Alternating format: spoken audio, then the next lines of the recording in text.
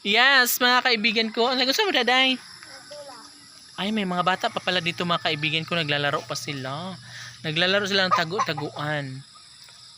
Kisa may taya. Siguro, Justin. Ah, si Justin. Nala, maglaro kayo dyan. Uy, masamad kayo dyan, ha? Tara mga kaibigan ko, uwi na kami ni Arami kasi nga gabi na siya. And yung alaga nating manok mga kaibigan ko, yung pansabong natin ay nandito lang siya.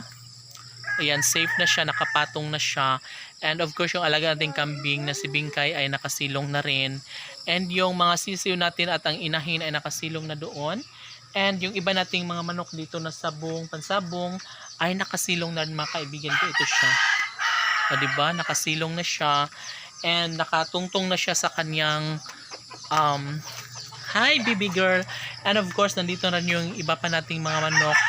Yung mag-ama na manok. Yung pangsabong tsaka yung anak niya. Nagkakasundo sila ng bonggang-bongga. And of course, uwi na ako mga kaibigan ko.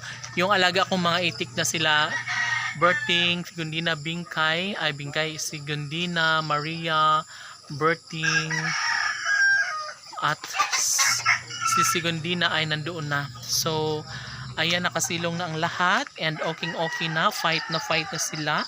Kaya naman mga kaibigan ko, uwi na tayo dahil nga baka mabutan tayo ng dilim dito sa labas. Kita nyo kaibigan ko yung mga yung kalangitan ay padilim na ng padilim.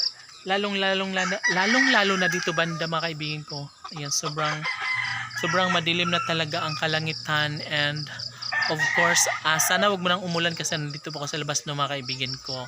Kaya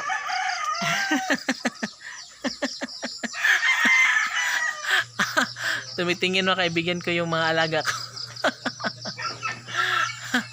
Mga alaga kong manok, ready na ba kayo?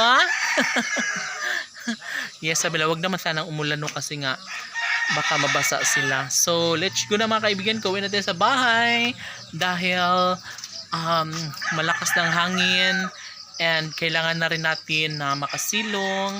Kailangan na rin natin na kailangan na rin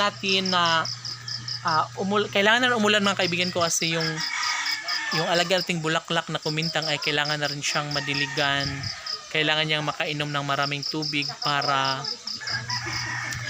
mabisbisan siya, para mabuhay siya lalo, para magkaroon siya ng malaking pag-asa na mabuhay sa mundo.